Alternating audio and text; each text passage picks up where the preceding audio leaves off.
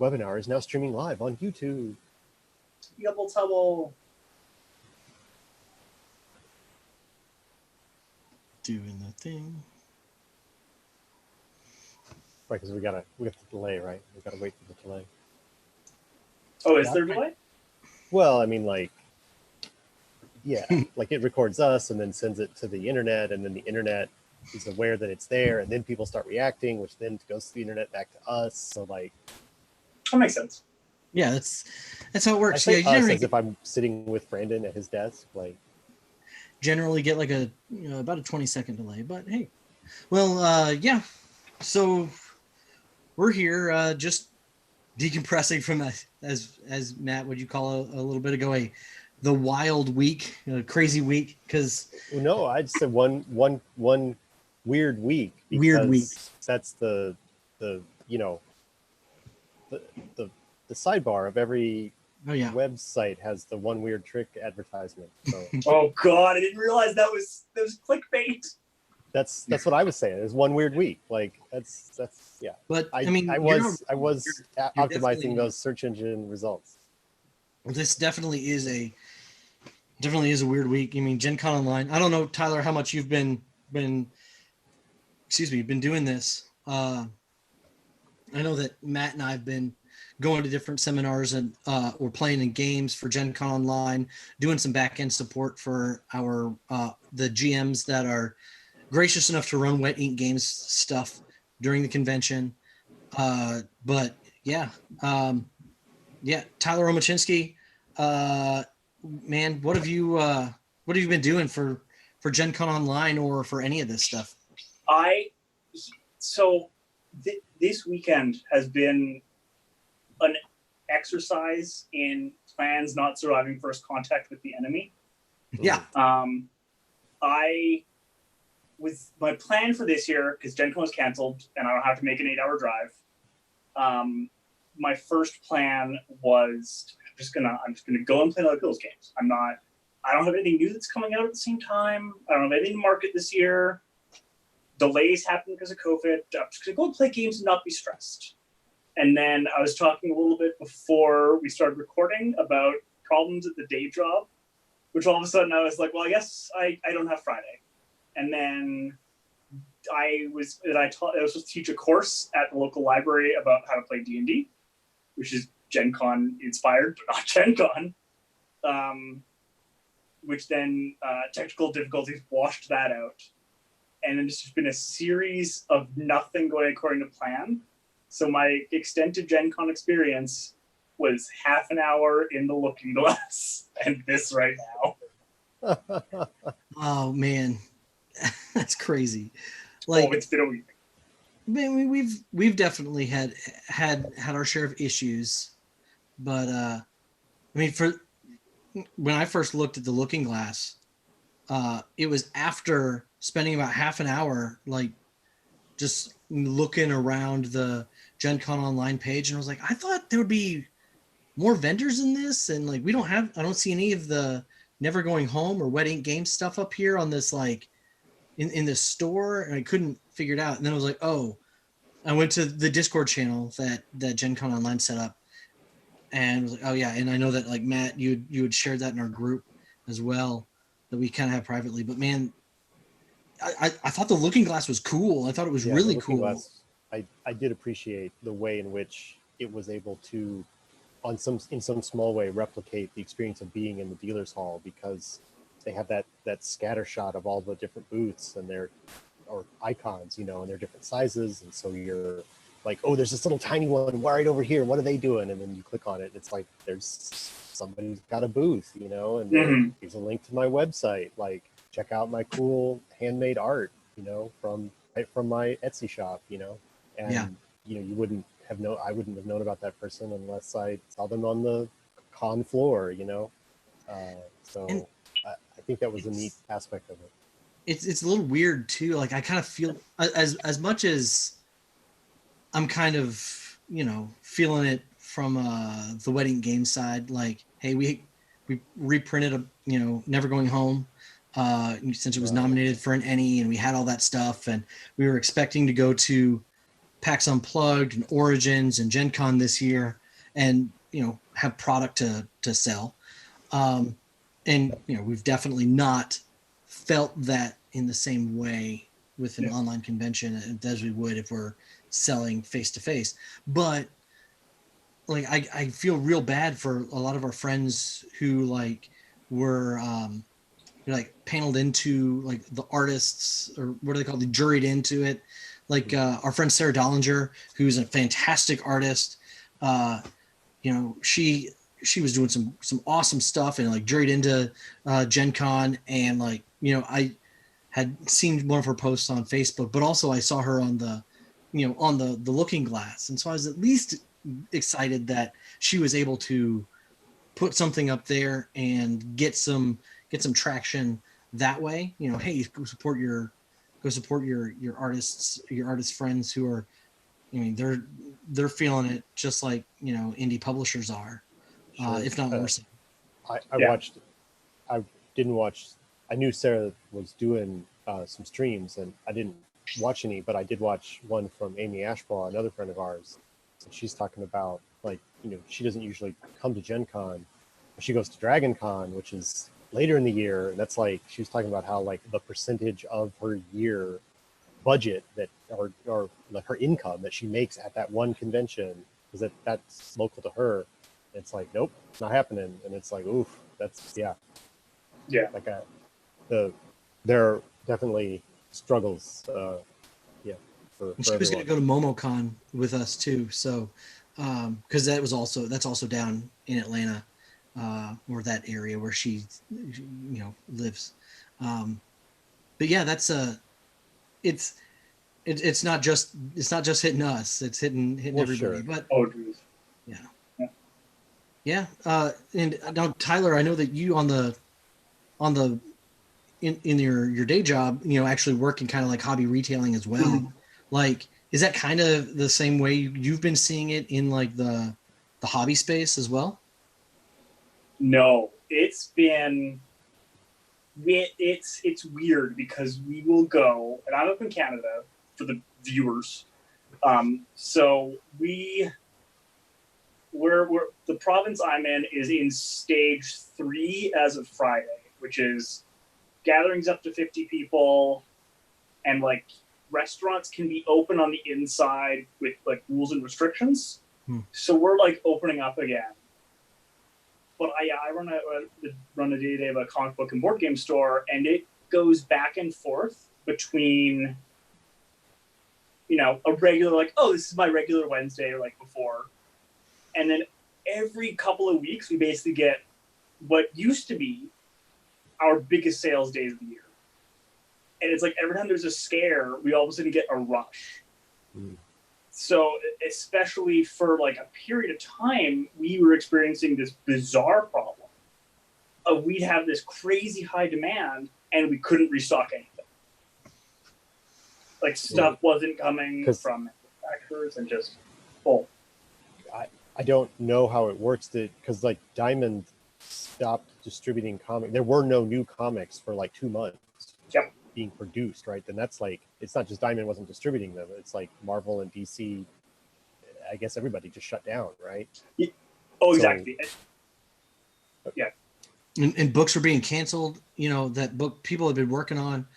We have various friends who've worked on different books, like RPG books for us, but who are world-renowned known illustrators. Stephen Cummings, for one, who actually contributed to the Strange Tales, the Kids on Bikes Volume 2, that just won a silver at the Ennies.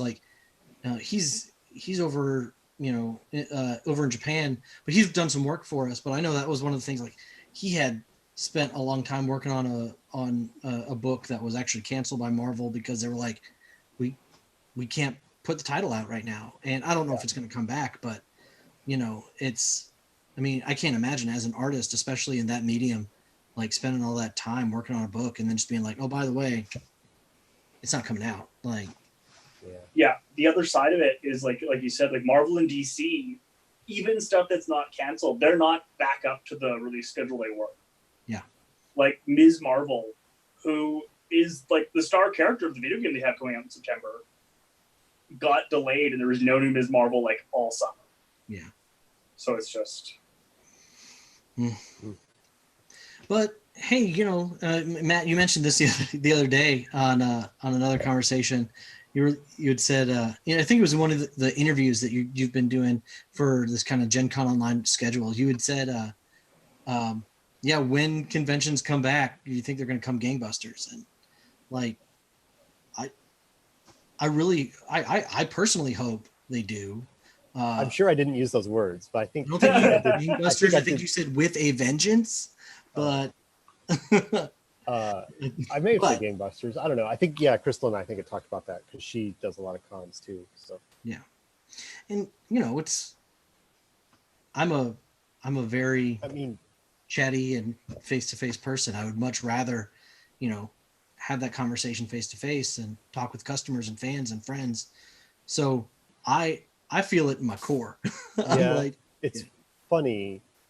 I guess it's been different. We have a friend, Brandon and I, that he goes to Gen Con every year and buys basically literally every new board game that comes out every year. That's like his thing. It's like, yeah, he does the vacation. It's like, that takes like the whole trunk of the car, like, but that's what he goes for, you know, is to get everything. So he can't do that. And so he's been real down on that. And it's like, I don't, and then you, Brandon, you're talking about like not being able to see people face to face. And I'm like, I don't know. I'm sort of a, like, I've had kind of a bigger Gen. Now, granted, this is only my second time going, quote unquote, going to Gen Con, right? Last year was my first year, but like this year it was a bigger year because I actually played in a game, because I didn't run any games for wedding games. You know, we had other people running, so I didn't run any games. And I was in various Discords. I think there were about 3 or 4 Discords that I was in, like every day of the con, like checking in, literally reading all the new messages in all of those Discords. And which, you know, these aren't like Discords with thousands of members. They're Discords with a few hundred members. So it's not like there's that many new messages, but then like just kind of to be present at the con in that way, where it's like I can talk to people as much as I want. And then when I'm done, I close my laptop and I'm done. And I'm like already in my own room, you know, it's amazing. And like, there's you can go to the looking glass and look around. And I looked at like what some of my favorite companies have on offer. And some of them had like some cool Gen Con special stuff. And some of them were just like, it's a link to our website, you know us. And I'm like, well, why did you bother then? You know, like, yeah, right. But I've watched some streams from artists. I've watched interviews with collaborators and friends. I watched, and I did the videos earlier in the week. So like, I feel like I've done a lot more Gen Con this year than I did last year, when I was pretty much, I ran a couple games and I was at the booth, talking to fans all day, which is, you know, that's hundreds of interactions, but they were all sort of like, it's only one thing that I did, right? I stood there and talked about never going home, and say it over and over and over again, right? Right. Well, I mean, and so I think it's been neat for me, and it's like almost the perfect con for me, as somebody who doesn't get that, like, oh man, got to see other people's face, where I could actually touch their face, you know. Like, but I'm a hugger. I'm seeing your face, and this is fine. Like, both of your faces are great. Like, this is all I need. Like, so like I know, not to be down on anyone who doesn't feel that way, but it's been my experience. It's been like, this is great. I love this. Let's have Gen Con online every year. I mean, maybe. I mean, you can have Gen Con online also every year, right? Yeah. Like in December, do Gen Con online, and then like have that might actually be a thing. Sure. I've actually seen on that quite a few people saying that they'd love the Looking Glass next year, even if Gen Con's back, like also have a lot of this. Yeah. And I know there's been a lot of demand for people I've talked to of like, how awesome would it be that all of these panels and stuff are getting streamed? But I don't know, like, it might be pie in the sky, because I don't know what the infrastructure, internet capacity is already there, because I know it's already groaning some years. Yeah. Right. Well, I know, like, kind of like what you were saying, Matt, like most of the time, you know, I've been going to Gen Con for years, and historically tethered to a booth. And when things are over, I will go to my hotel, and I'll generally not really interact or see other people other than the people that I worked with that year. However, like last year was a little different. We were doing more social things. This year we were actually going to be staying downtown in Indy, Right. and being able to go to like the IGDN social face to face, going to see the Indie Groundbreaker Awards. I was going to go to the Ennies this year, because Never Going Home was nominated for Best Interior Art. All of that stuff was just like, it was like, yeah, this is going to be great. It's going to be be able to do more of the stuff I've never been able to do. One thing I will say I really liked about what we've done so far is that we were able to, Matt, you were doing the interview series and being able to post that up and get that in front of other people. We were able to do a live stream with Banana Chan and Senfeng Lim about Zhangshe Blood in the Banquet Hall, our Kickstarter that's up right now. But also, I was able to go to some seminars. I never go to seminars. I've never been able to go to seminars and hear people, talk about other things in the industry. Most of that information and stuff I would get was from conversations with other designers, other business directors, other leads on the convention hall floor. So it was great, actually, being able to listen to the IPR, the 2 IPR seminars that I went to, and being able to stop into a Discord channel that one of our GMs was running for Never Going Home, and being able to just say thank you to the people who are playing the game. Like, hey, thanks for playing. If you have any questions, let us know. This person's awesome. And it's different. So I will say, Matt, I think I do enjoy being able to dip my toe in all of those other things that I normally wouldn't be able to do. Yeah. So I think I don't even know what I was going to say. It flew out of my head once I started speaking. Oh no! Yeah, well, we do have Tyler here, and Tyler, you had written a mission for Never Going Home.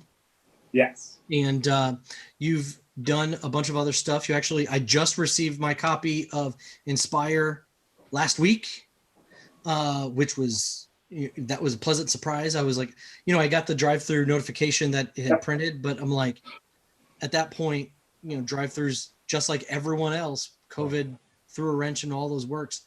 So when I got the thing in the mail, I was like, what's this? I didn't order anything. And then I opened it up and it was like, oh, So tell us a little bit about Inspire.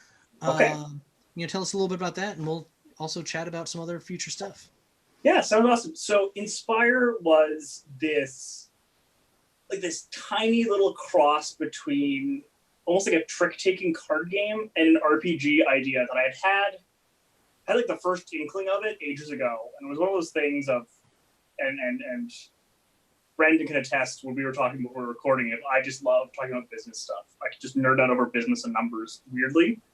And so it was very important to me that like there was a product it could be, because that's how my brain works. And it took forever. And just got to this point where I was like, I don't know how to make this more than just this cool little idea. And it's like maybe 15, 20,000 words, and that's all it is, and that's all it can be. So I ran Kickstarter. I think it was in 2018 now. Yeah, I think it was either tail end of 2018 or right at the beginning. It might have been 2019. I think it was right after GenCon 2019. Yeah, because time's weird. Time is weird. Yeah. I'm actually looking at my copy right now on my screen. Awesome. Yeah. So it's this this little game where you all play as spirits from this society that's not super formed yet, and you're all trying to like vie for positions on the calcified pantheon of the gods once the society gets established. So it's a lot of you're doing interplay between storytelling and trick taking as you try to like set up and then solve problems for the society. So then each player / spirit is doing their own thing, and they're fighting over it. And then who's winning and losing helps like you figure out, you divvy up your space, and even being a god that, you know, you're vying for it, and you don't make being the matriarch or patriarch or whatever of your pantheon, it still can be a good story, and it's kind of like it's a one session, you play it and you're done kind of thing, and you can end up with a fun little map as well, because you're all jotting on a map as you go. Yeah. And I think everyone's got it but one person now. Well, the thing that really stood out to me when, you know, I saw the pitch, you had told me that this thing was coming out, and I didn't really, you know, I always like supporting my friends and supporting, you know, people that we work with, and I knew I was going to back it no matter what, but I didn't know like the real guts of it. And so when I saw it and there was kind of like that trick taking element, I was like, oh man, even if I didn't know Tyler, I would back this, primarily because I love trick taking games. Like, I grew up on hearts and spades and all that stuff. And Matt actually introduced me to a game called Niet, which is my favorite trick taking game that I've played. Like, I love it. And it's great. Oh look, there's Doc Wilson. Yay! And a cat. And a cat. And a dog. And a dog. Mm-hmm. So yeah. And my son. There's so Inspires much art in Inspires awesome. Like, there's some really good art in this book. Yeah. I mean, it's all like it's all bought off the shelf art. Yeah. So yeah, it ended up being also me proving I could do some basic layout if I had to. And, you know, it's not the thing I'm strongest at, but it's far more of, you know, if I ever have to go into someone else's InDesign file and tweak it a little to get it done, like, I know it's a thing I could do now. Yeah. It's a good skill to have. It's good to have. So I think, you know, hey Doc, welcome to the call. We have Doc on here, Doc Wilson. And then I guess the you know, Tyler, in moving from that to kind of like what comes next from our perspective. Can you hear the dog? I hope that's like, I hope you have a dog. I do, but that's not my dog. That's the neighbor's dog. Oh, okay. My dog is passed out over there. My dog's like, I don't care, whatever. Because like, that'd be terrifying if you're like, what? But so, you know, like kind of like what's coming next. I know that they're at the gate. With in the next kind of in the next few months, I mean, Wet Ink has a number of things that are in the works, you know, at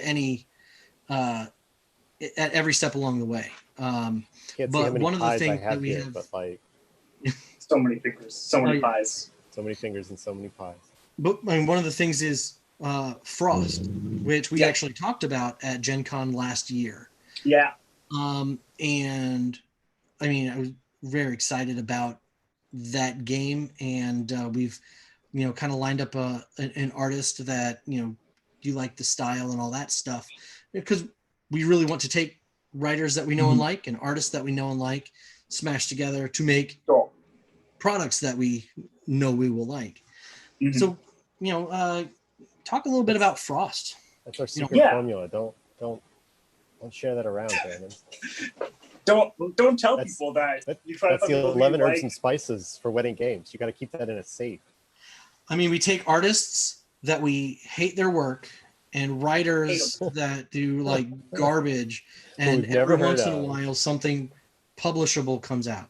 Yeah, we don't pay them very much. We Hey, just throw it all at the wall. Something sticks. Whatever. Who cares?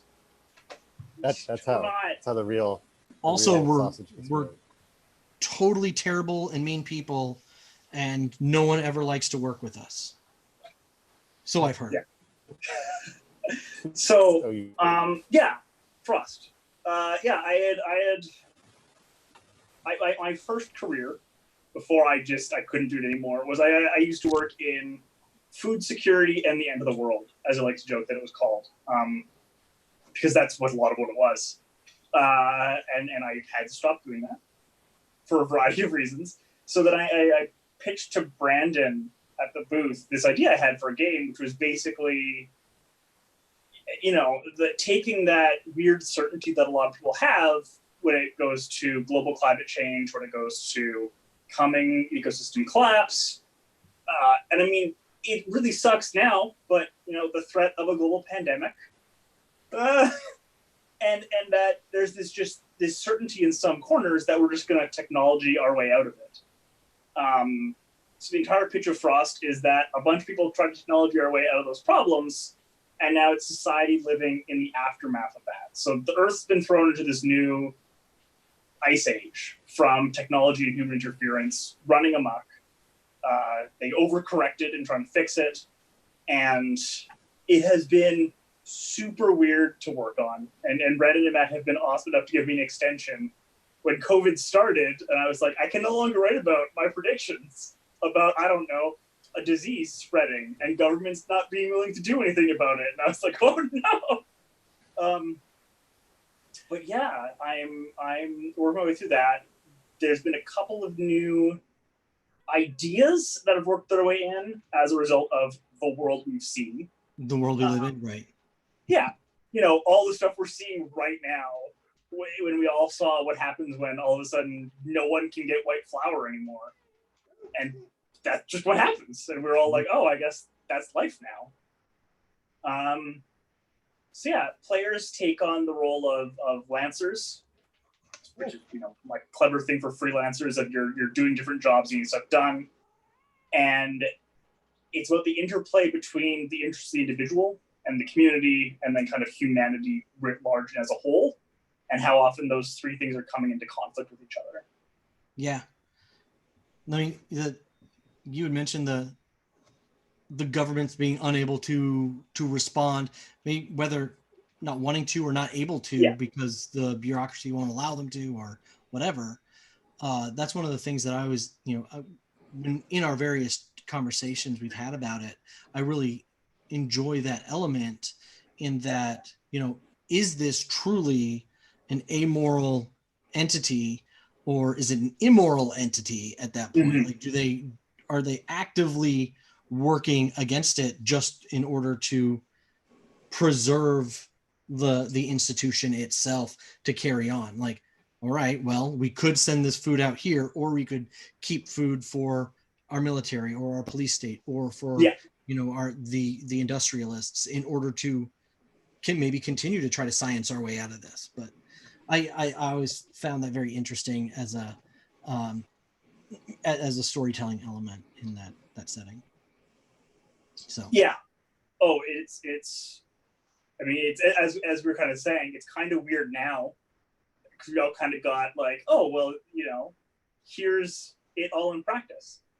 But one of the interesting spots has been to help give that idea that more specific glimpse beyond like here's the broad strokes of what the world is like, to look at and zoom in on specific cities.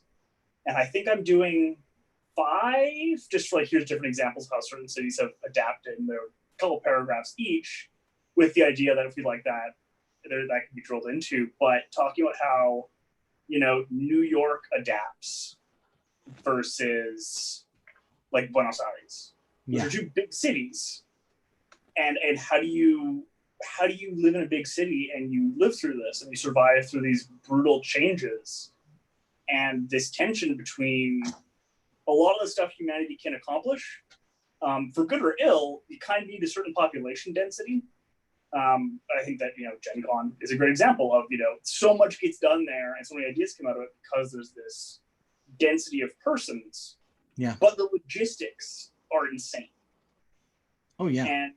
And again, as we've seen, as soon as you start to fray at those ropes that keep everything connected and working together, it falls apart really fast.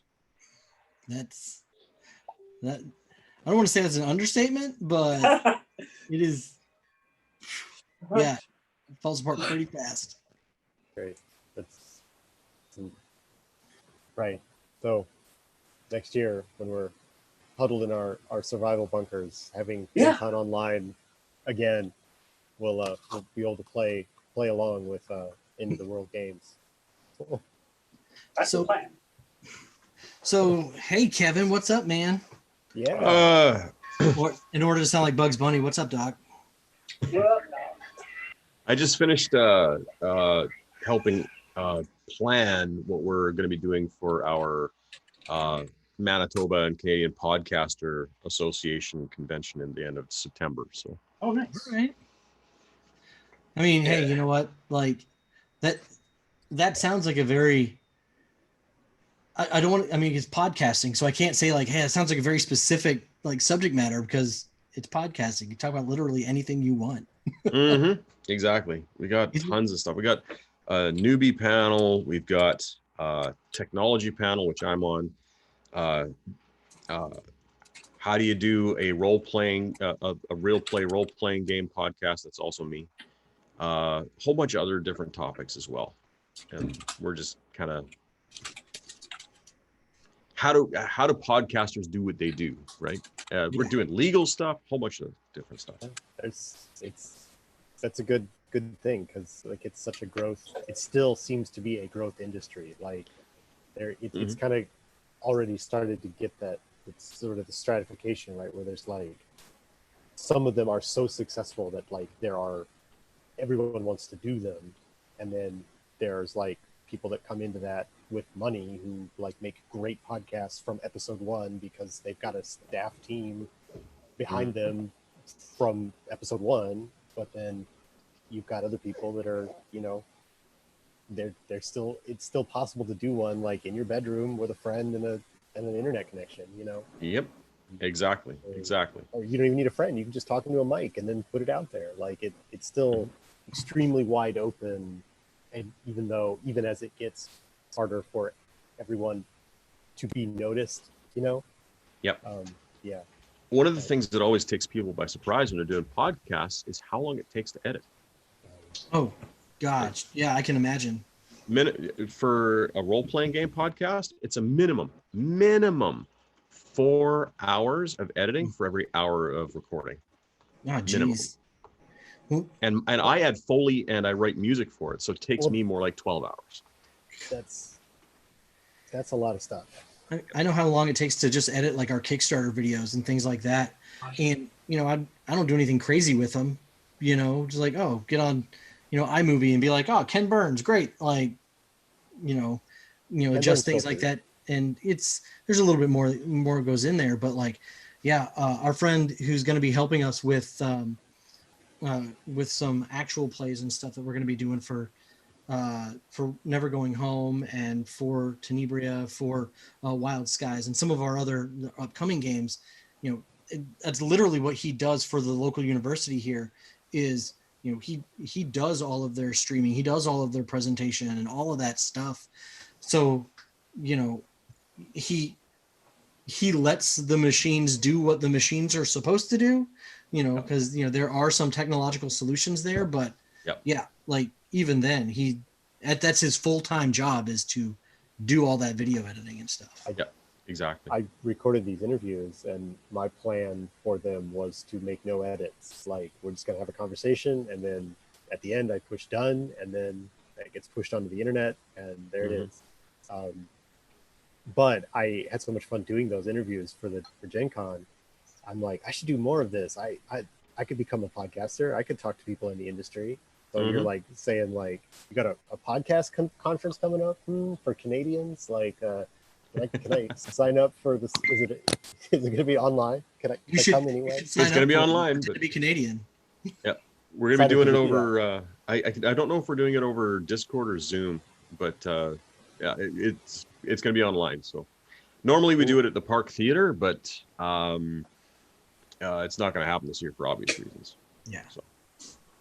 Hey, but is that something that you guys could do? Like, we got 2 Canadians on the call. Can you guys just like vouch for Matt and be like, yeah, he's Canadian enough. Yeah, basically. He's got a beard. He likes maple syrup. Let's go. You can teach him about hockey, right? I have been to Canada one time. Oh, for sure, eh? I mean, all like, you know, ridiculous stereotypes aside. I mean, that does sound awesome. Yeah, like, yeah, useful. That's cool that you're doing that. So. Well, end of September if you guys want to come to it. Yeah. Yeah, I'll definitely check it out. What are you doing gaming wise? Like part of this like Gen Con as part of GenCon? Like, have you been doing anything in particular, doing any seminars or any gaming itself, or have you just taken this year as like an opportunity to just kind of like pump the brakes? I've pumped the brakes in terms of running games this year. But I have done a lot of industry meetings this year. Okay. So like I picked up stuff with you guys, of course. Yeah. And Yay. I've picked up some stuff with a company out in British Columbia as well. You guys may know him, Andrew J. Lucas. I know the name. What's he? He's done work for you. Is he going to work for us? Yeah. Oh, On no. the on the first one, I think, if I remember correctly. Well, then I feel like a total toolbox if that's the case. That's Andrew Lucas. Like you're saying that, and I'm gonna feel like I am gonna feel like a total like jerk if this is the case. But I know that like. So what kind of if you are able to talk about it, like what kind of stuff are you working on? It's weird. I don't know if I can talk about it it's yet. New Bristol, right? Yes, that's the one. Yeah, I'm also in this project. Yeah, I know. I saw your name in it. Yeah. Oh, you heard it here first, folks. Yeah. I don't know how much we can talk about either. I think the name. I think that's all we can talk about at this moment. Yeah. All right. And then I'm actually going to be limiting all of my freelancing to Wet Ink and Andrew's stuff Okay. for the next year, because I'm going to be launching my own projects and I may be bringing you guys on to those. So Excellent. Woo. yeah. I went to googlybeard.ca to look at your Gaston vlog, and I saw the logo for it's a sweet logo for Over the Boards there. So Over the boards yeah. is please tell us about the current progress of that long anticipated project. the rules are done. We were going to try and launch digitally because of COVID, and Berserk Games just does not reply to emails. So I said, screw you guys. And then Sen got back to me when I begged for help. Hey, does anybody know any manufacturers who are not in China? And he got back to me with a whole bunch in Poland, Montreal, Taiwan. And so once I get a bunch of quotes from that, then I'm going to say, okay, what can I do with this? And the one thing I'm going to need writers for is the League of Nations guidebook, where you're doing the campaign play, because I'm going to want write-ups on the different societies that or cultures, I could say, that are prevalent in the world of Gaius, where this whole thing is taking place. That's about it. Also, it's taking a more humorous tack. There's a webcomic that is serious, but the game itself is not serious. So I'm going to be wanting like blatant, like capitalistic, oligarchic type commercials, right? Like, come get flingers slingshots for your kids to fire into the, like, there's a card in the game called Douchebag with a Slingshot, where somebody from the crowd fires a slingshot at the players on the ice, right? And throwing like D-cell batteries. Yeah, just poof, right? Yeah. And like, so the crowd can actually kill players and stuff. But so there's I would want, say, somebody to write a commercial for that. I've already got somebody doing that already. Guy who writes for Shadowrun, he's writing some commercials for this, because he writes commercials and stuff for like the oligarchies in Shadowrun. So I figured he was a good pick for that. But I'm going to need other stuff like that, like character star bios and whatnot. So that kind of thing. Maybe even maps, because I think if I'm going to be doing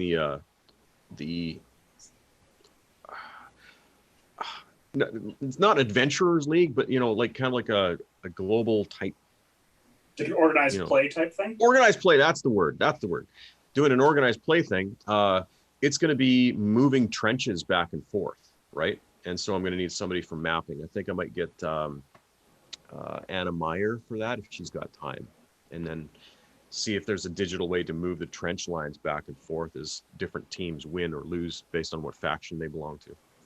Yeah, no, that's awesome. That's And neat. just, I mean, I know that we've all heard about it, but if there's anyone who's watching this video later that doesn't know about it, Over the Boards is effectively like the Great War or World War One, but all the major disputes are settled by like ridiculously brutal hockey matches. Is that right? Yep. Is that the pitch? Yeah. Exactly. Oh, Which, we're I mean, on. that's This is awesome. going to be a YouTube video. Yeah, we're live. Yeah, Yeah, we're we're live on live YouTube. to the internet right now. I Doc. did not know that at all. I thought it was just us. So. Or good thing you weren't lipping off. Yeah, exactly. Yeah, you're like, everybody is terrible. No, that's cool. That's really cool. Like, that's one of the things I really enjoy is watching like people that we've worked with like do other things, and like, just telling Tyler, when he was talking about Inspire, it was like, yeah, I like backing and supporting people that we know and that we work with, but hearing just how cool some of these projects are, and people say like, I'm gonna take that step to do it ourselves, or do it myself and see how it goes. Like, that's how Wet Ink started, pretty much. Yep. Like, Did you see that Sen is pitching something to Netflix? yeah. Oh my God. I crapped my pants when I heard that he was doing that. I was just blown away. He My- knows everything. He's Yeah, I was gonna say, if you've ever seen, there's that one awards ceremony where it's someone's talking about Tom Hanks, and they're talking about like, at first they were like, good for him, very talented, and then he was like, no, he's great, and he was like, good, no, he's like, that son of a bitch. That's me towards Sen sometimes. It's like, he's so good at everything, Yeah. and you're happy for him, but you're also like, when are you sleeping? I thought you had kids and a day job. Like, how are you doing all of these things? he doesn't sleep. Yeah, Like, I'm convinced that he gets like maybe 30 minutes of sleep a night. because like our chat, we have the back channel for the Jiangxi game, and like Sen's in there like all hours of the night, like adding ideas and talking about stuff, and like all out. Like I don't know when he sleeps, he micro sleeps in between each of his other like collaboration projects. Every time he blinks, it's just it's a nap. He just goes to Right. full Hard REM. reset. and he Blinks wakes all the up. way into REM. Yeah, and then- all the way into REM. No, and you're right. Like, we love you, Sen. You're great. Yeah, You're and I intimidating. definitely I pride myself and on helping to cultivate working relationships with people who don't suck, and like that's like I love everyone that we work with. I love everyone that we were able to that feel comfortable enough working with us on projects that are close to their hearts and things like that. Yeah. So like that, when people pitch things to us, like when Banana and Sen pitched Jiangxi, or when Tyler, when you pitched Frost at one point, like these are things that like it makes me feel good, but like in the grand scheme of things, like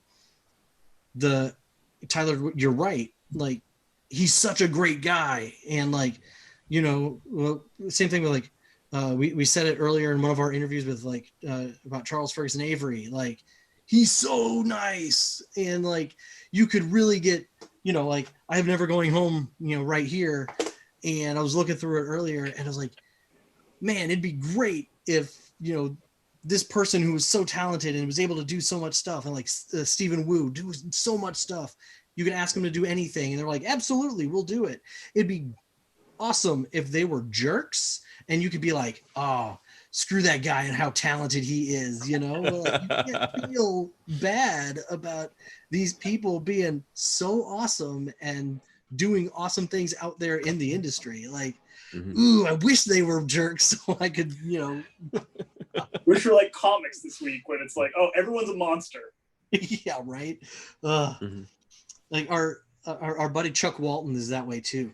Like he's the guy who did the cover for Wild Skies, and I've known Chuck for years, and we're working on a project with him, which it's going to be huge. It's going to be a box set game, but we're doing a lot of different things with it. But it's all based on Chuck Walton's art, which I don't know if you guys have seen his stuff. You could find him. It's like I think he's Chazio or Legacy Flows on Deviant Art, but he did the cover for all kinds of stuff. He does stuff for Palladium Books and all other companies.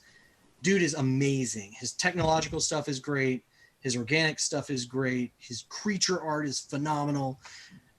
And he is not only like the nicest dude I've ever met in my life, would literally give you the shirt off his back. Like, just here you go. He's also the most humble person I've ever met. You're like, Chuck, your art on this, like you turned in this cover, this is phenomenal.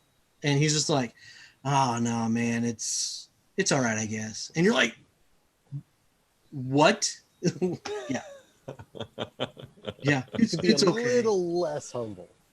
Gee, yeah, please be a little less humble. Like one time I want him to turn something in and be like, yeah, it's pretty good. I love that guy. I love that guy to death. He's so great. But anyway, but and I noticed that is actually a trend in a lot of the artists that I know. But like, he just takes it to the next level. Yep.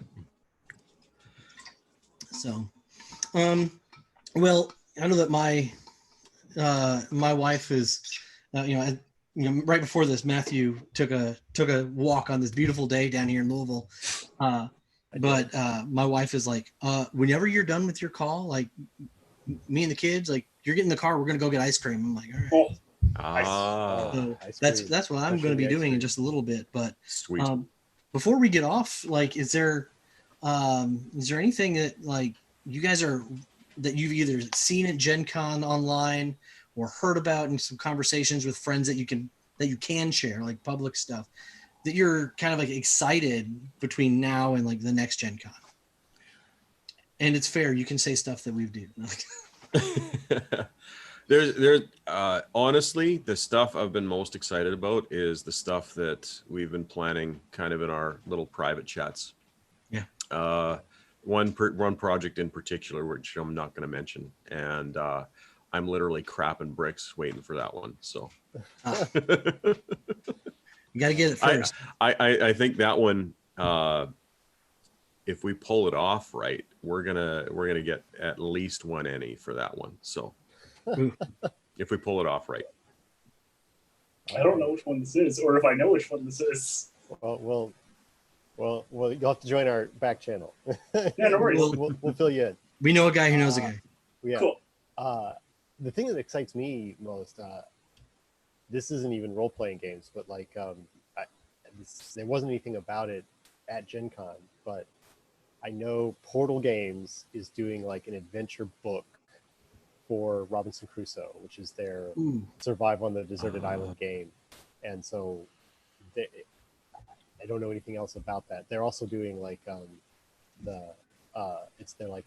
all the extras. Like they've done so many little promotional cards and like cardboard cardouts and stuff like that over the years. So they're going to put them all in a box. You get them all at once. And I'm like, great, I'm going to get them all the things. So I'm like, it's one of my favorite games, board game wise.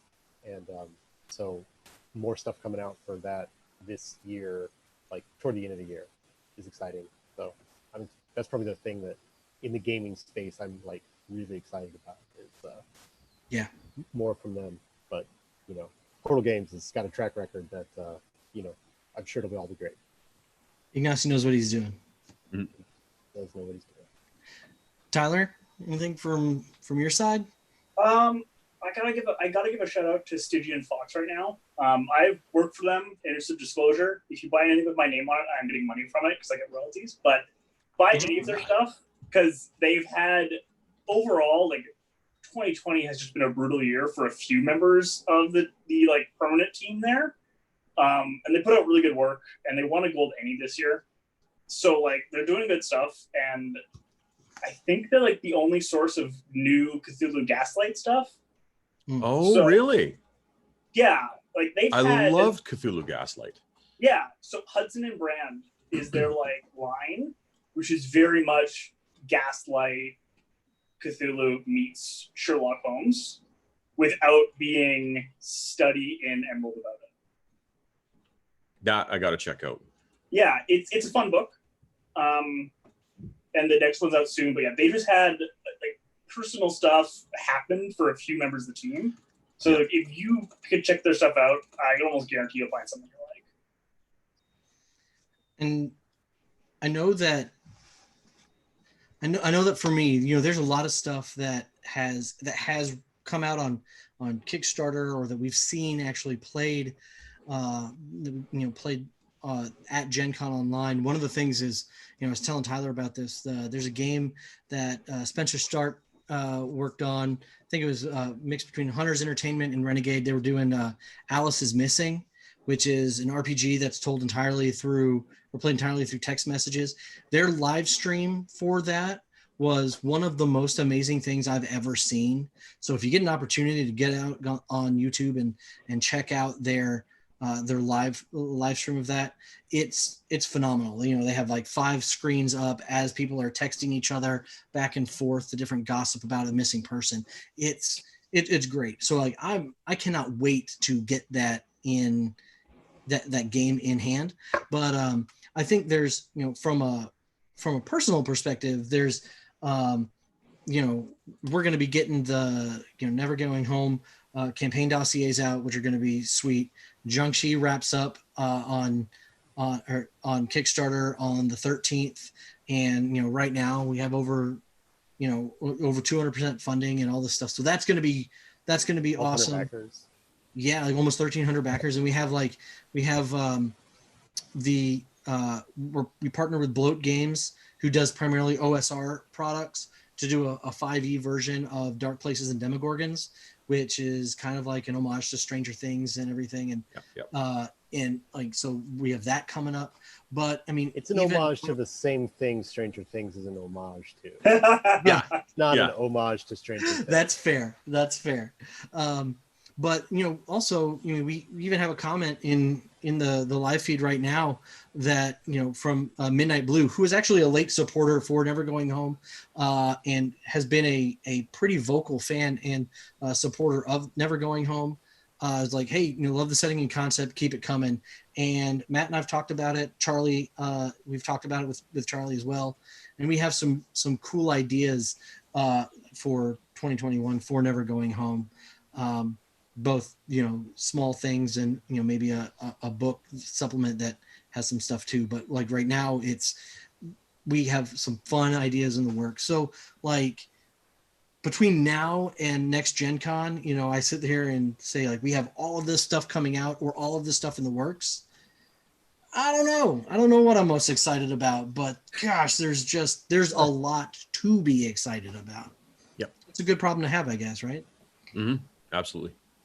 So, all right. Well, thank you guys for taking the time and joining. I know that we this was kind of a last minute thing, but you all are great. Thanks for joining. And now that we actually have the capability to do this, we might throw one of these up every once in a while and just check in with people and see what they're working on. And I'll be here.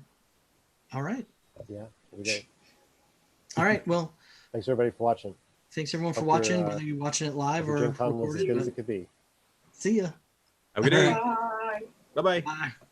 Take care, everybody.